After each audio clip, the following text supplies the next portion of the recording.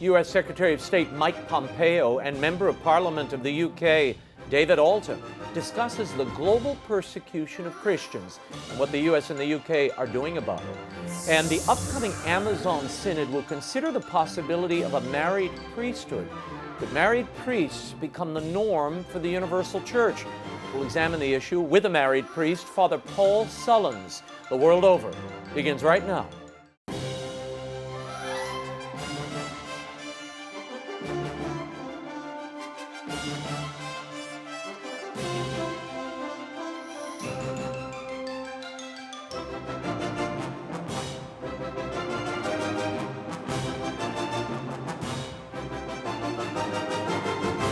Now, from Washington, D.C., Raymond Arroyo.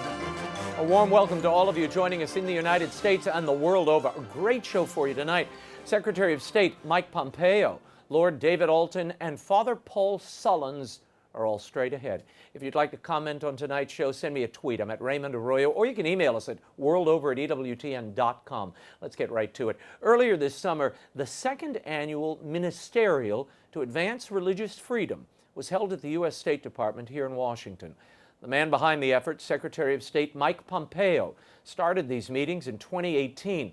I sat down with him recently at the State Department to discuss the goals and objectives of these ministerials, U.S. policy and hotspots around the world, and his very personal reasons for championing the rights of religious minorities. Here's my exclusive interview with Secretary of State Mike Pompeo. Thank you, Mr. Secretary, for having us. I want to start with this ministerial you're having here, second year. This is a groundbreaking effort on behalf of the State Department. What did it tangibly accomplish last year that you're hoping to renew or extend this year? It's a perfect question. So well, the list is long. There were great outcomes. We had a religious gathering in the United Arab Emirates with people from all different faiths. Taiwan advanced religious freedom in important ways. The list is really long. Importantly, I think even more than any specific thing that took place, what you saw is a renewed focus, a renewed understanding about the importance of religious freedom as the first right for every human being. And so I think lots of countries came here, didn't know, frankly, the first time what to expect, and walked away from it with understanding that this isn't political, this isn't about American power, this is about the fundamental obligation of every government to provide their people with the right to practice their conscience, to exercise their religious freedom in the way that they choose. A couple of weeks ago, you announced a groundbreaking effort, another one here, an Unalienable Rights Commission, headed by Marianne Glendon, someone very familiar to our audience. In the material I read about this commission, you all talk about human rights being hijacked, that terminology, being hijacked by some countries. What concerns you the most? What did you mean by that? So there are many examples, but to come back to first principles and a grounding in the fundamental rights is what we're asking the commission to do. Professor Glendon will do a great work on that. I'm confident of that. When you travel or you read about things that are happening in other countries, they will take actions that you and I would find unconscionable, but they will mask it under the idea of this rights. And when you see that language being abused in that way, here's a good example. The UN Human Rights Council had sitting on it countries that treat women poorly, treat people different because of their faith or because of their race or because of their sexual orientation, things that we know governments ought not do. And so we want to bring it back. The attempt is to reground that so that the United States Department of State, at very least, is back to first principles on what these human rights are, and clean up that language.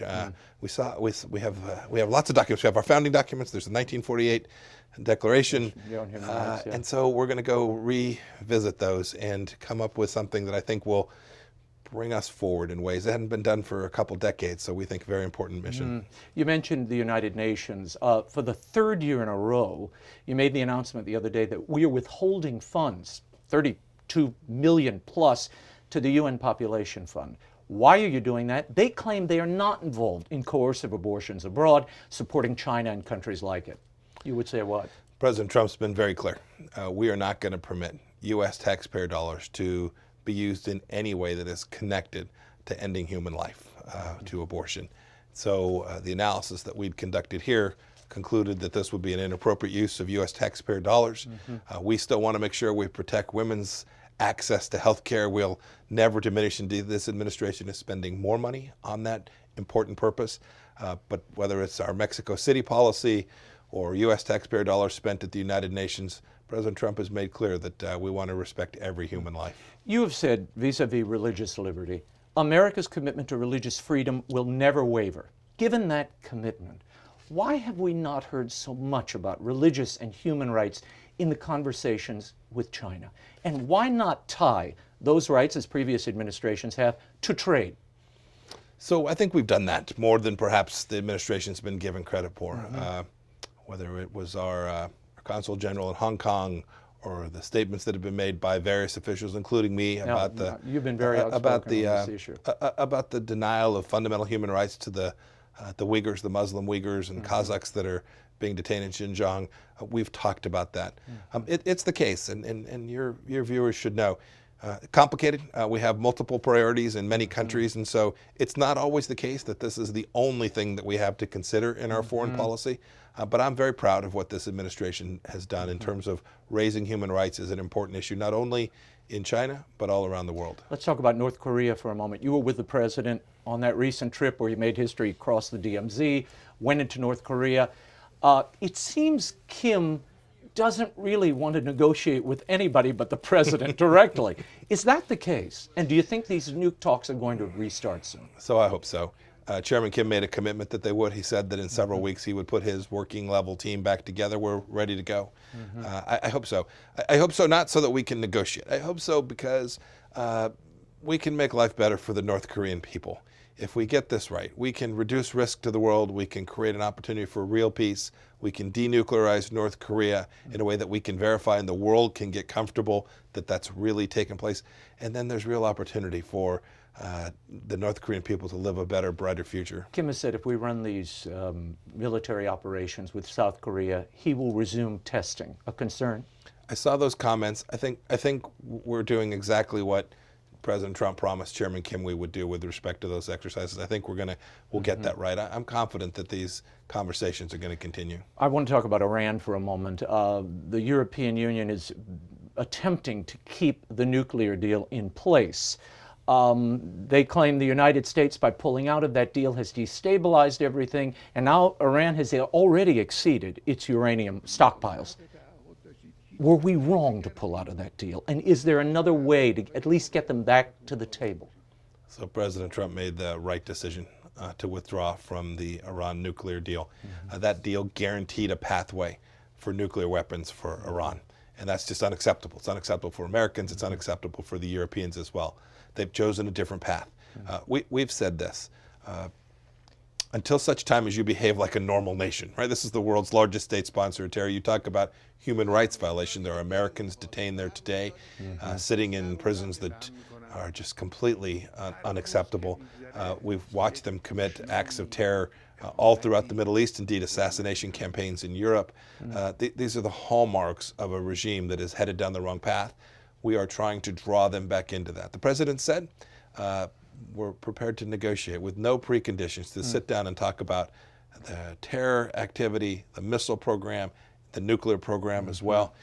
I hope that the Islamic Republic of Iran leadership, the Ayatollah in particular, will take this opportunity to solve this in a way that is diplomatic. You're on your way to Mexico, South America, Central America, Puerto Rico. There are reports that the Mexican economy is teetering here, about to fall into recession if it hasn't already. Are you concerned that the lack of momentum in Congress to pass the new North American Free Trade Agreement with Mexico and Canada, that could further destabilize Mexico and perhaps increase the problems we're seeing at the border? There's a real risk of that. I think the USMCA is important. I hope that Congress will take it up. I hope that Speaker Pelosi will choose to move forward and round up enough Democrat votes to support it. It's important not only for the Mexican economy, for the American economy and the Canadian economy as well. It's the right thing to do for American business and American workers, and I hope that we can get that done. There's an immigration element to it as well. A successful Mexican economy reduces the magnet that is this amazing economy that we're experiencing here in the United States today. What's going to be your message to our partners there, and particularly Puerto Rico? In Puerto Rico, obviously American territory, there is some instability, a lot of protests now against the current governor. What's going to be your message there? Oh, goodness, I don't know that my message in Puerto Rico will be it's part of our own territory. Yeah. But the message more broadly to the foreign countries to which I'm headed is America is your partner.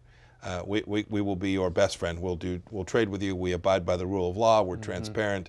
We're a democracy. We are stable. We'll be with you for the long haul. You should be a good partner for us. And we've seen this transformation throughout South America of democratic countries.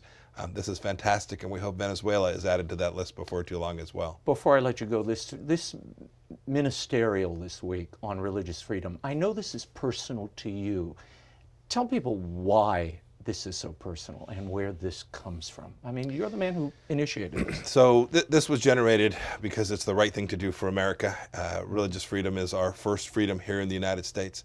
But it is special for me personally. I'm an evangelical Christian.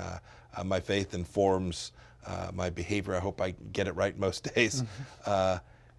It's special in that it's not about promoting Christianity. It's everyone having this chance. I live in this amazing country that permits me to practice my faith as I see fit. I was a Sunday school teacher. I was a deacon at the church. We were permitted to do those things. I want every human being to have those same kind of opportunities. Yeah, that's a real human right. Thank you so much, Great Mr. to be with you. Secretary. Pleasure to be with you, and safe travels. Thank you, sir. The persecution of Christians and religious minorities is all too common around the world. My next guest has written extensively about religious persecution and is a life peer member of Parliament in the UK. He joined us recently from a Washington event on Christian and religious pluralism in the Middle East. Here's my interview with Lord David Alton. How important is it that a global effort is being made to advance religious freedom? Well, this was the biggest ever gathering of people from around the world to discuss the persecution of people for their religious beliefs. And the perfect curtain raiser for it was a report published in the UK the week before for our Foreign Secretary. An independent inquiry said that 250 million Christians worldwide are being persecuted for their faith. So this ministerial, which was the brainchild of the wonderful ambassador at large on religious freedom, Sam Brownback, this event has been what he described as an attempt to break down the iron curtain of persecution around the world. Now, you mentioned that report, and I'm going to get to it in a moment, that your own government did. But the State Department here in the United States estimates that 80% of the world's population lives in an area with religious restrictions. Is there a consensus at the meetings you've been taking part in this week? Is there a consensus to what defines religious freedom and how it needs to be defended? Yes, it has its roots, of course, back in the Universal Declaration of Human Rights, which was crafted here in the United States. Article 18 of that declaration says that everyone has the right to believe, not to believe, or to change their belief. But in the same year, in 1948, thanks to Raphael Lemkin, a Jewish lawyer, 40 of whose family had perished in the Holocaust, crafted the Genocide Convention.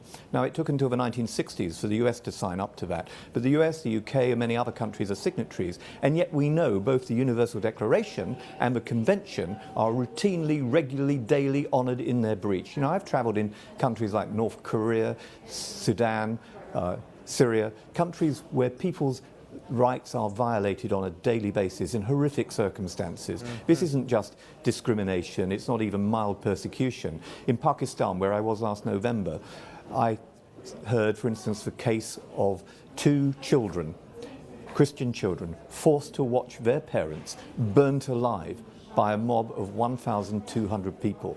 I've taken witness statements from people who've escaped from the gulags in North Korea. I met recently with Uyghurs, Muslim Uyghurs, who had escaped from Western China, where they've been suffering terrible depredations. And that's been quite a theme here at the conference this week, the plight of Christians in China. It's something that the world is beginning to wake up to. So holding people to account for the things that they have done, especially genocide. If this is the crime above all crimes, Raymond, then people must be brought to justice. And there are no mechanisms at the moment in the world to do that. And I think that one of Sam Brownback's ambitions now is to find a mechanism for holding people to account and ending the impunity which currently reigns. Your British Foreign Secretary, Jeremy Hunt, commissioned a report of the independent inquiry in persecution of Christians in December.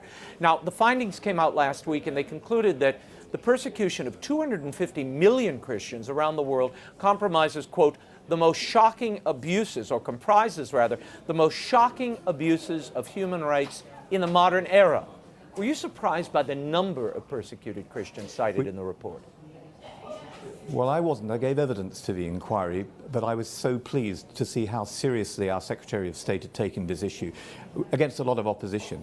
And even his cabinet colleagues wouldn't accept that the inquiry could cover other departments, but it should have done. It should have covered our aid programs. It should have covered the Home Office. But it was a wonderful start, and Jeremy Hunt should take a lot of credit for having set it on the road. And it's now created debate in the UK about how we respond to these figures, and every single British diplomatic mission has been told, take this as a top priority. You know, we care about some obscure things. I often say that when a fox arrives at Westminster holding a placard saying save the human race, we might see the illogicality of some of the issues we do care about and the discrepancy between those that we really have a duty to care about. Yeah. So yeah, I'm glad that we've got this report. It's a benchmark. Jeremy Hunt says in the report that for too long governments have preferred vague language of general condemnation rather than face the problem of anti-Christian discrimination and persecution and the abuse towards Christians. And he says it should be correctly defined and labeled as Christophobia. How important is that, and do you imagine governments will embrace that idea?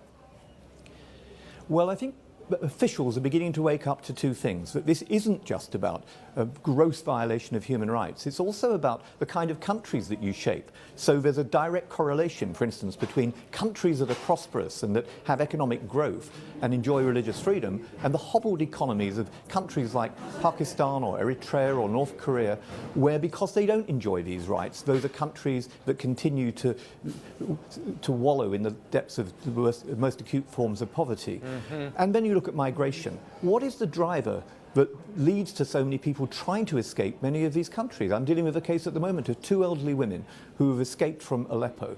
They're currently now in the Lebanon. They want to come and live in the UK. They'd much rather live in Aleppo. But how can you live there when you're being subjected to genocide? That's the word that US Congress, it's the word that the British Parliament, the European Parliament use. Now, either it's genocide or not. Either it's the crime above all crimes or it's not. So governments need to take these things a lot more seriously than they have, for economic reasons, as a driver for migration, but also because of the massive violation of human rights. After all, we enjoy enormous privileges, freedoms and liberties in our free societies and democracies, but we need to remember our own story. It's written into the DNA of the American Constitution. It's written into the experiences of Catholics in countries like England. Persecution we know all about. Let's do something about it in our own times. You are the co-chair of the Pakistan Minorities All-Party Parliamentary Group, okay?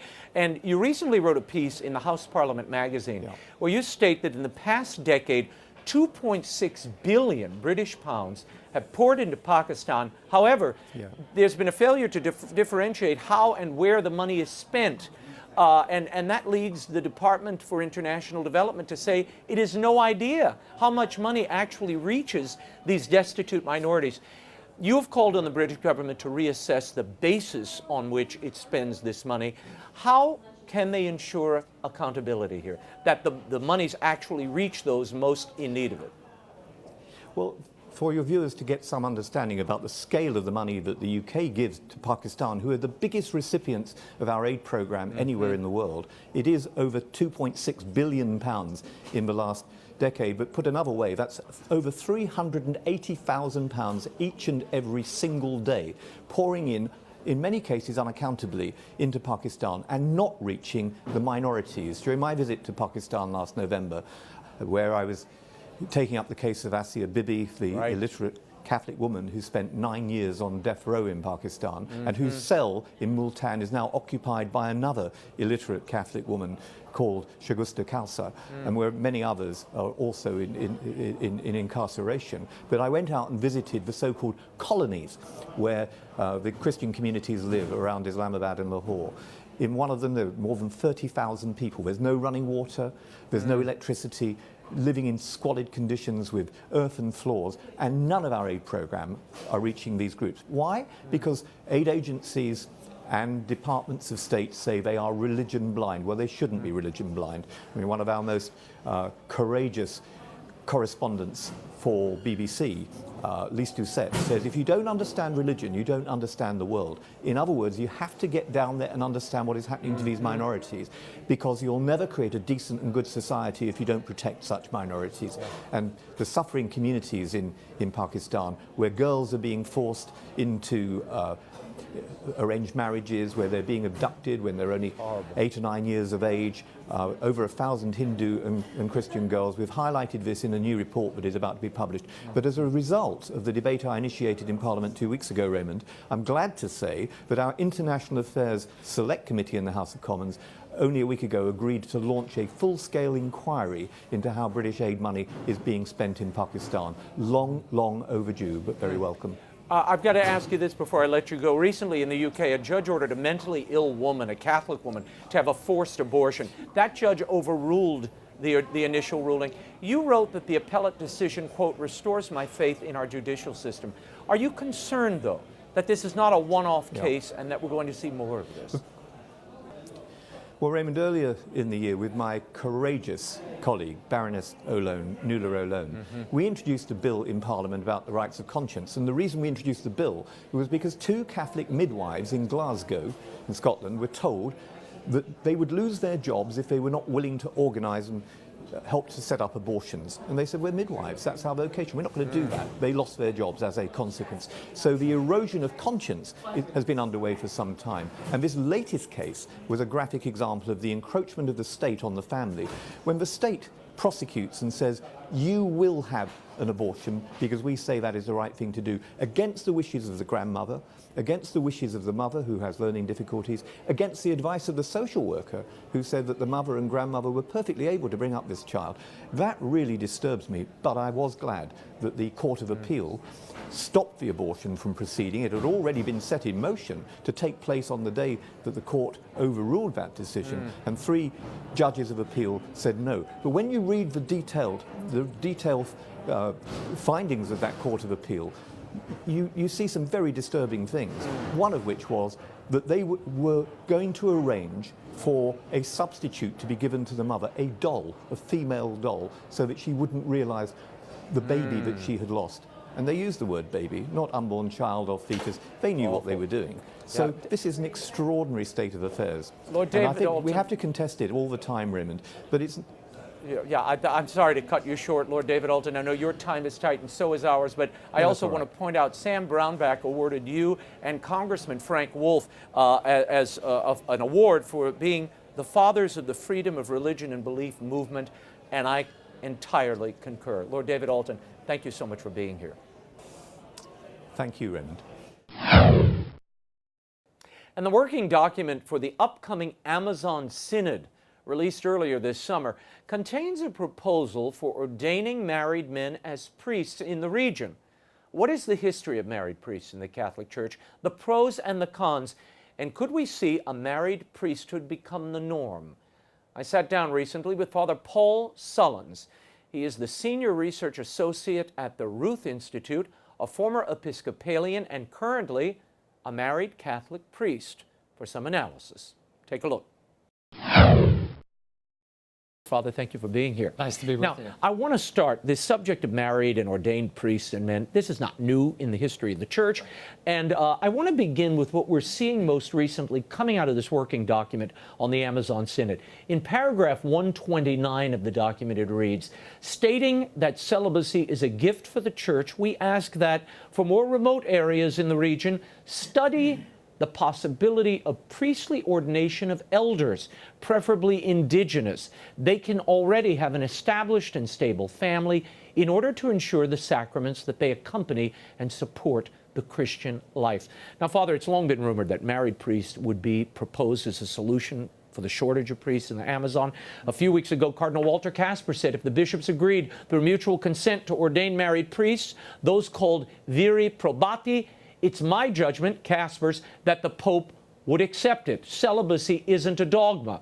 It's not an unalterable practice, end quote. Your reaction to all of that? Casper is right in what he's saying, but I think we need to say probably much more than that.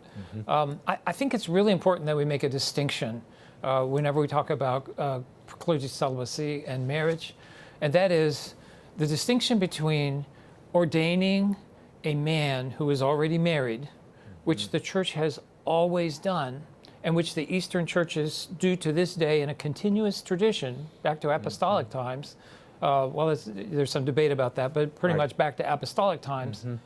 On the one hand, and on the other hand, allowing an ordained man to get married. To marry, that's which never the been church allowed. has never done. And that second one, optional celibacy, is something that the Pope has been very clear he is opposed to, and a place that, as far as you can predict from what he says, we are not going to go. And so that idea of optional celibacy is not on the table. It would be a radical change and innovation in the church. But the first one of those, ordaining a man who is married, it would not be such a radical innovation in the church. And it happens in the Eastern Rite. It is not the discipline in the Western Rite, in the That's Latin right. Rite. Though Pope Benedict opened the door with the Ordinariate, which allows former Episcopalian clergy to come into the church, so that you have married clergy in the Western, in the Western Rite, in the Latin Rite. Yeah. Is this Amazon Synod setting a precedent to ordain more married men? I don't know if the Synod is setting a precedent, but I do want to say that the ordination of married men that's taken place so far in the Latin Rite is explicitly not setting a precedent.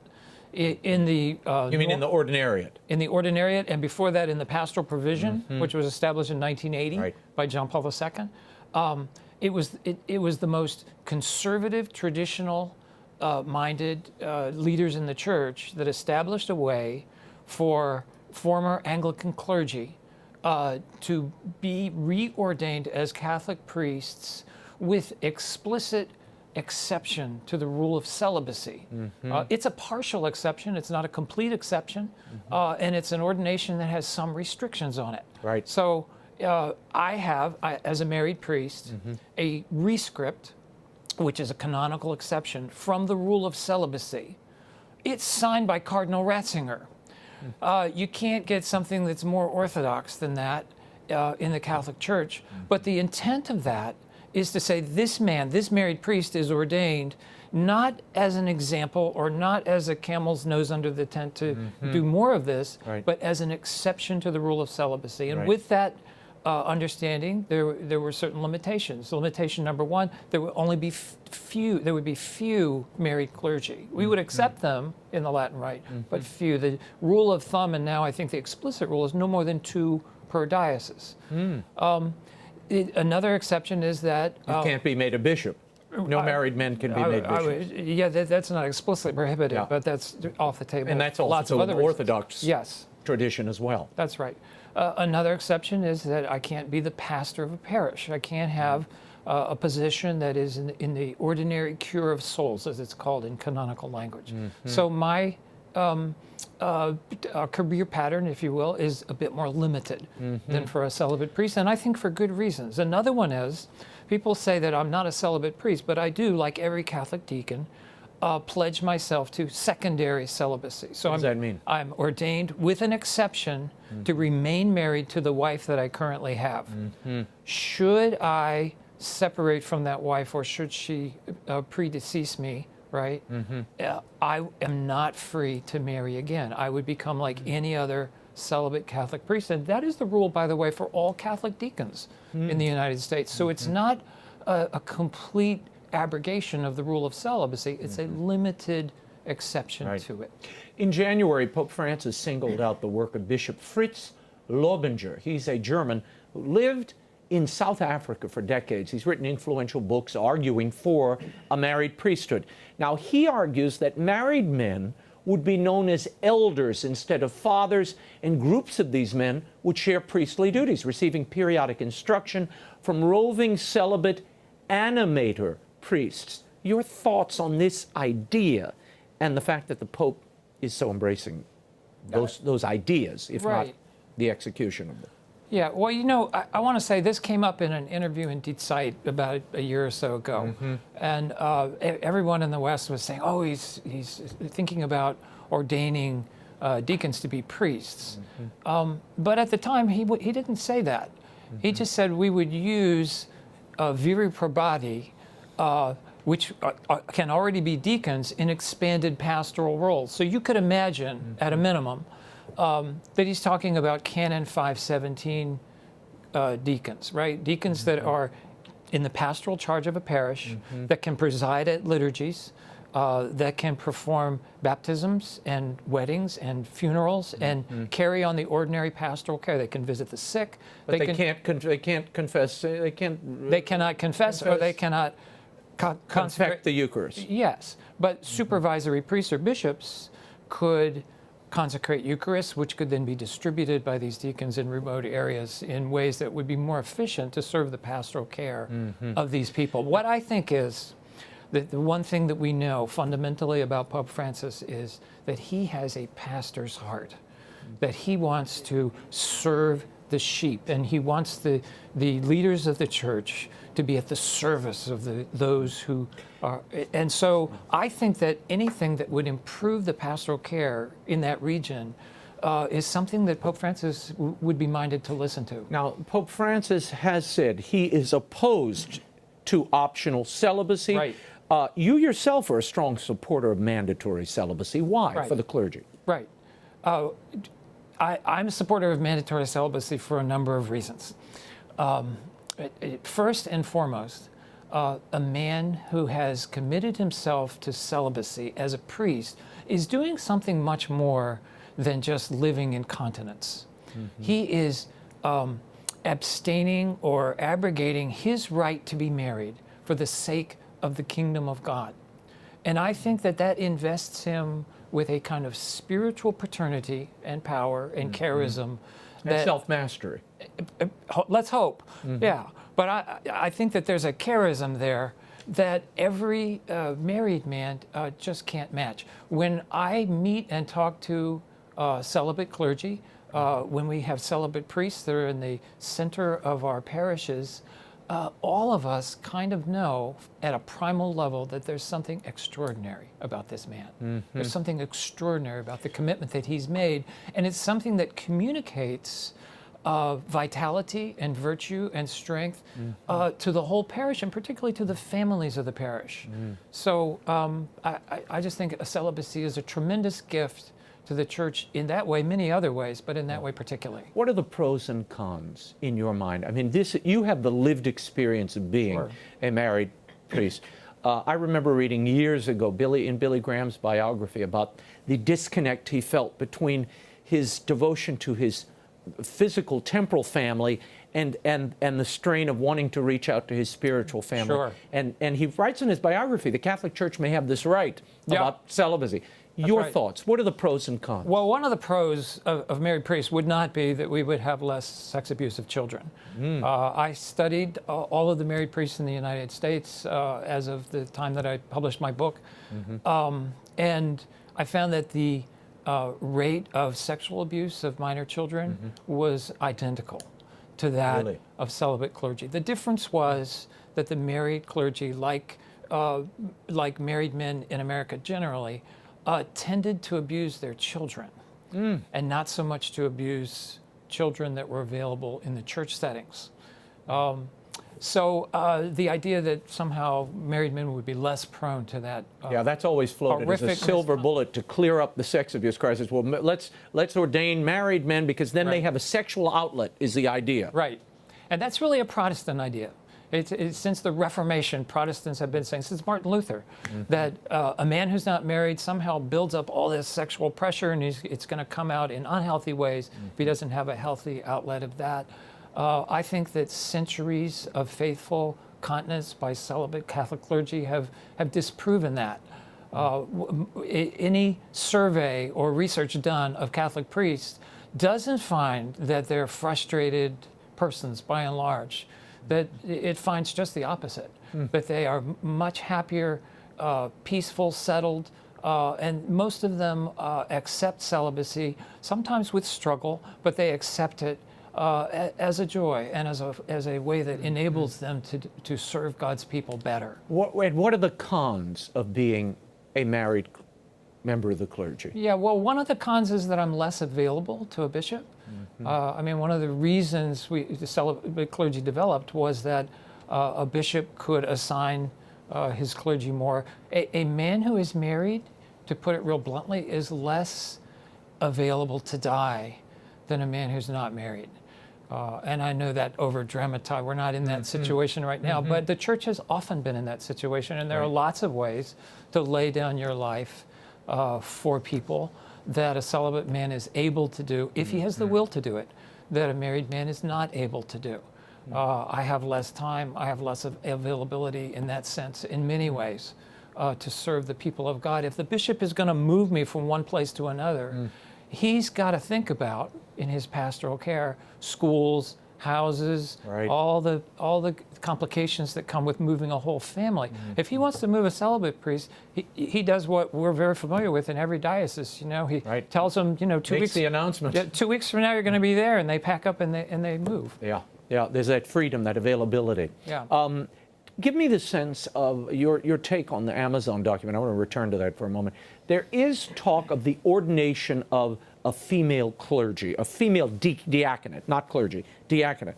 And this has been brought up again and again. I want to read you from the document. Paragraph 129 reads, identify the type of official ministry that can be conferred on women, considering the central role they play today in the Amazon church. How central a role do they play in the Amazon church? I have no idea, to be honest with you. And that document doesn't say anything about ordaining women. It just says very reasonably, let's identify official ministries, how we can use women better. So are they talking about extraordinary ministers of the Eucharist? They're talking about catechists. They're talking about administrators of parishes even.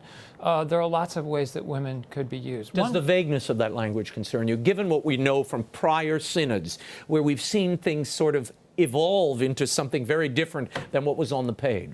It doesn't concern me because it is a working document, Instrumentum Laboris, which is basically a list of topic items that might be discussed. Oh, so are the other documents. Okay. Yeah. So I don't know how to evaluate it other than that. One thing that I do want to say, though, that concerns me, is that a lot of these concerns about ordination of married men and the ordination of female women don't seem to me to be coming from Amazon. They seem to me to be coming from other parts of the world. I don't hear a lot of energy or people in the Amazon raising these concerns and raising these issues. So it might be a concern to you and me and others in the West. Oh, this is a Western idea. Yeah.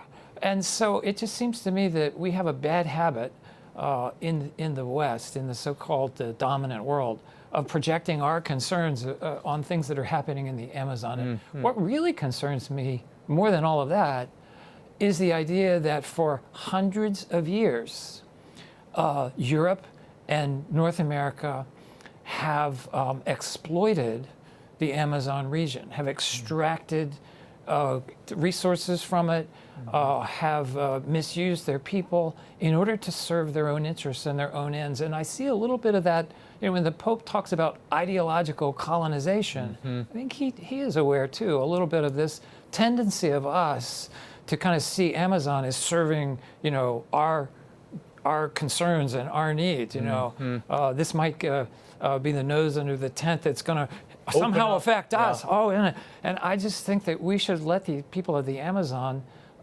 develop a liturgy and a practice and a way of life that serves them, that doesn't have so much overhang of our issues in the West. What do you make of the historical precedent of ordaining women for the diaconate? Is there a historical precedent? Not that I know of. I don't. I'm not an expert on that particular question, but as far as I know, it's not happened. It was real clear that women cannot be ordained priests.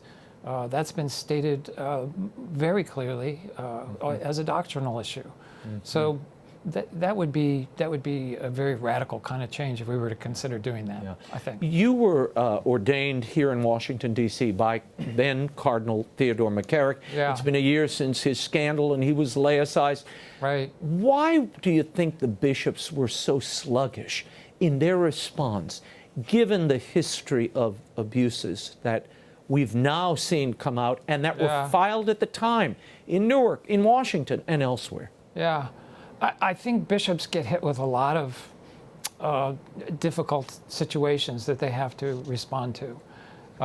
And sometimes they don't choose to respond with the alacrity that they should. Sometimes they may be waiting for that it's going to blow over. Sometimes it's not going to be as sure. It's not going to be as big a problem as they thought. There's the issue of determining the credibility of the victims, which was an issue at the time. But having said all that, I think that there are maybe darker reasons why the bishops have not responded with more alacrity. What might those be? That the bishops did not see, and maybe still do not see, the full horror and extent of the kinds of violations and the kinds of pain and destruction of the faith and trust and the psychological health of the people who have been victimized by these things. And the faithful themselves. I see lots of victims crying to be heard, who are in deep, deep pain, and I don't see bishops responding as helpfully and as appropriately. And as forcefully. Yeah, there's this mindset. Well, we want to avoid scandal, right? And so we're going to try and hide it. We're going to try and not make a big thing out of it. This will pass. And the problem is that the attempt to avoid scandal becomes an even bigger scandal. Now, you've done extensive study on the John Jay report, a lot of data connected to it, and there are those who say people are scapegoating gay clergy, homosexual clergy, by blaming them for the sex abuse crisis. Tell me what your research discovered clinically. Right. My research hasn't discovered, can't discover really, that there's any correlation between sexual orientation itself and the abuse of minor children. Even among homosexual clergy, the proportion that was engaged in the abuse of minor children is a very teeny fraction of all of those men. But what I did find in my research is that the correlation of having homosexual priests being ordained in the Catholic Church and the rise of minor sex abuse is a very strong positive correlation. Those two things happen together in the Catholic Church. So during the 1980s, we were ordaining a lot of homosexual priests. About 1 in 3 priests ordained during that decade have reported a homosexual sexual orientation. And so as we ramped up to that time, which was the peak of homosexual ordination, the peak actually was 1983, when half of all priests ordained were homosexual. So as we went up to that peak, we had a rise in the abuse of minor children, mostly boys. And as we have descended from that, we've had a decrease in the abuse of minor children, mostly boys. So there was something in that that encouraged the abuse of boys. Were the priests who abused the boys themselves homosexual? I think by any reasonable judgment, they most likely were. We don't know for a fact that all were, but most likely they were. We also know that during this time, there were these kind of horrible bacchanalian cultures in many Catholic seminaries that encouraged homosexual relations between seminarians and faculty. They were not sexually chaste by any means. And we know that this encouraged a sense of acting out, and that may have also contributed a great deal to what happened in the Catholic Church. There also seems to be, my reading of it, and having now studied this since, like you, since 2002 to the present, Yeah. the Church also seems to have turned a blind eye to sexual acting out. Aside from, well, they didn't care very much about the abuse of minors at the time, but beyond that, there was a real utter ignorance of the abuse of seminarians, young men, teens. That was just sort of a, oh well, that happens. Yeah, You know, that right. happens in our culture. Right. What would be your message to the bishops, and has that mindset changed at all? Yeah, well, that was kind of the point that I was trying to say earlier. You said it much more articulately, that the bishops just don't seem to be aware of the gravity of this kind of behavior. And the expanse of the scandal. Right. And so I think that I don't know what it is that will get our bishops to be more aware of how horrible and how destructive this is. One thing that I know is that our younger priests being ordained today are much less likely to be homosexual than priests who were ordained back in the 1980s. So what my research has shown is that we have a cohort that's kind of concentrated homosexual men. They are now in their 70s and 80s. They're getting older. And among these men, there doesn't seem to be as much awareness of the deep violation of human personhood, of human sexuality that happens in sodomy or homosexual behavior.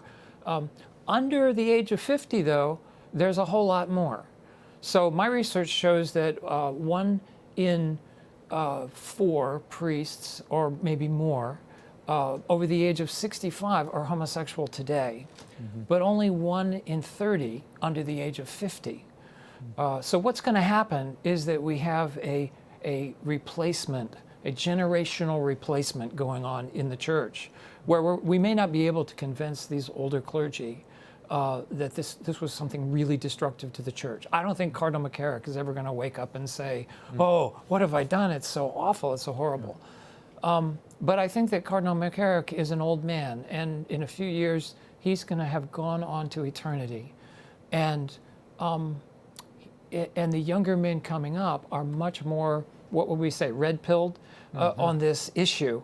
And they are not as tolerant of having homosexual priests, of the kind of misbehavior that's done by homosexual and heterosexual priests. By the way, the problem we have today on clergy abuse in the Catholic Church today is a heterosexual problem, by and large. We don't have the homosexual abuse that we had in the past. So, but the numbers are way down. The numbers are way down. Numbers of abuse are they're very small. They're way down, but the percentage of victims that are male, only about 1/3 of the victims today are male, whereas back in the 1980s it was almost 90% that were male. So I see the Catholic Church today kind of like the children of Israel in the wilderness, going from Egypt to the Promised Land. And you know, that's about a 10-day journey if you go the direct route. But it took them 40 years to do that. And that 40 years was the grace of God that allowed those who grew up in Egypt, who were corrupted by the culture of Egypt and who were rebellious against him, he allowed them in his grace to die naturally, to part the scene. And then the people were ready to enter into the Promised Land. I think that we're somewhere on that journey today. Springtime is coming. Springtime is coming. Amen. Yeah. A final question. There's a new AP poll out that shows a minority of Americans consult with religious leaders or faith leaders for major decisions. 49% say they never do. Why do you think that is? I think because most of them probably don't go to church. They don't know a religious leader. We have a rapidly growing number of non-religious people in the United States. The people that are in church every Sunday 50 years ago would have been half to 2/3 of the population. Today it's probably 1 in 5, if that. And it's lower among younger people, the ones who are making the major life decisions. So I think that there is a disconnect between religion. We are fast becoming, as people say, a post-Christian culture, which means a post-church culture. And so I think that's what that is reflecting by and large. Father Sullins, thank you for being here, for your insight, your research, and your witness. Thank you. Thank you very much. Christopher, welcome to the show. It has been 8 years since your last book, Inheritance. What have you been doing in the meantime? Well, thank you for having me. Delighted. I didn't have a beard back then. That was one difference. Well, 8 years will do that to you. 8 years will do that. Mainly, I spent a good chunk of my life writing the Inheritance cycle, starting with Aragon in 1998, and then the last book, Inheritance, in 2011. And that took me from 15 to 27, 28. Wow. So when I finished the last book, I needed a break. Yeah. And I spent some time working on other projects, a screenplay, some short stories, and I've also been working on a massive science fiction novel full of spaceships, lasers, aliens, and explosions, and tentacles. Lots of tentacles. And that's coming out when? I don't know, but I'm just finishing up a rewrite on it, and hopefully people will get to see that before too long. Okay, I've got to ask you about the new book, and I love the cover, I love the size of this, The Fork, the Witch, and the Worm. Yes. Tell the audience where this story came from. You did not intend to continue on with the series that you'd spent the bulk of your life writing and creating. No. However, like so many readers, I fell in love with the characters in the world, and in the years since, I keep thinking about them. I'd be falling asleep, and every once in a while I'd think, I miss Aragon and Saphira. What are they up to? What are they doing? And the initial spark for this book actually came about 2 years ago. About a year ago, I had a fan tweet to me saying, hey, what is the character of Murtagh doing? And I don't know, I had too much coffee, it was late at night. And So you answered them. I answered, and I said, oh, he's fighting a bunch of enemies with a magic fork that he named Mr. Stabby. And you know, writers are strange creatures. I couldn't stop thinking about how I could actually turn that into a story. And I had a couple other ideas, and it evolved from there. And Mr. Stabby now has his own first chapter in the new Exactly. book. Exactly. Give me a sense of why 3 short stories? Why didn't you devote time to continuing the series or filling in gaps in the series? And I don't know how many gaps there are, considering everything you've I mean, the books are this big. They're biblical. Because writing a story that takes 1 million words to tell, which is what the inheritance cycle is a huge time commitment. You're looking at about a decade of your life. And some of these ideas are not large enough to support a whole story, a whole book, but they're still interesting stories in their own right. And I also... And they're all set in the world of Allegheny. And they're all set in the world, and there's battles and dragons and all sorts of cool stuff in the book. Even if you haven't read the inheritance cycle, you would still enjoy this book. And as a storyteller, I really challenged myself to try to tell some stories that had a beginning, a middle, and an end, and that didn't take 1 million words to actually tell. And I was very happy with how they turned out. Now, your sister Angela, who is a longtime collaborator with you on this series, I mean, she and you really mind melded, and we're going to talk a little bit about the entire family dynamic, really, that has supported not only this series, but advanced it, and you as a writer. But tell me about this relationship with your sister. She wrote the middle chapter of this book on the witch. Yes. Now, the herbalist, the traveling herbalist, see how nice I'm being with the witch, the traveling herbalist in the book is also named Angela. Yes. Your sister couldn't have been too happy becoming Fortunately, she has a witch. good sense of humor Okay. about this, or I wouldn't be sitting here right now. And you're right, we've collaborated for years behind the scenes. I always bounce story ideas off of her. She's one of my first readers. She has an incredible mind for story, and she's a good writer in her own right, as I think people will see with this story. So having the chance here to collaborate like this was a really fun opportunity. And I have to give her credit, because it's a very difficult thing to come into someone else's world with an established character and work in that world and make the tone and the voice fit, and I think she did a really good job. So she had the initial idea for the story, and then I had the overall structure for The Fork, the Witch, and the Worm. And then you kind of put the Aragon frame around Bingo. the entire, the triptych, if you will. Yes, exactly. Give me a sense of that relationship, how you all work together, because it's much more than this work. I mean, you worked for years on this enormous series, and I imagine is she collaborating with you also on the Sci-Fi Series and the other things? Well, the Sci-Fi Series, we actually have created a shared science fiction universe that encompasses the real world that both of us can write and tell stories in. Wow. So all this came about because we were homeschooled, and we were growing up in Montana and telling each other stories, finding ways to entertain ourselves out by the Yellowstone River with the mountains of the valley next to us. Absolutely gorgeous place to live. And we've always been a tight-knit family and always wanted to find ways to work together as a business, as a family. And as storytellers. So you presaged my next question, which was about how did homeschooling prepare you for this? And really, I was stunned to learn, I didn't know until I was preparing for the interview, your entire family was not only a part of this, they got together, they self-published the first book. Yeah. You know, I didn't see it till Random House produced it. But give me a sense of that dynamic and what that's meant to you as a writer, the safety and security that that's a big question. my parents have always been self-employed. None of us like to do what other people tell us to do. So we are always looking for things to do as a family. And when I handed over Aragon, the first draft, my parents said, we think there's something actually here. Maybe we can publish this together, self-publish, and see what we can do with it. I've been enormously lucky to have that support from my family over the years. You know, I've had enough of the sort of crazy public attention that I know that I can see like young musicians and actors and stuff and know a little bit of what they've gone through. And I know if it hadn't been for my family, it would have been very difficult to deal with that pressure and also just to finish writing the books and stuff. Right. So both my parents are devoted readers, and so good readers make for good editors. Yeah. And they were my first editors. They were able, even if they didn't always know how to fix something, What the problem was. they could tell you it's not working here, and then I could figure it out and improve it from there. Anytime I interview an author that has created an iconic character like this, I'm thinking of James Lee Burke and his Dave Robichaux series, and I know Aragon is not you, but there are threads of us that we see on rereading that the author does bleed into. I know with Will Wilder, I see shards of myself all over that character. What of Aragon do you find now as you read it as an adult? Well, I won't lie. Reflective. Aragon started as me. I think the easiest thing for a 15-year-old boy to write about is a 15-year-old boy. However, if you're being honest about your characters and your story, as your characters do things that you've never done and experiencing things that you've never experienced, like riding a dragon or fighting a monster, they become very much their own person.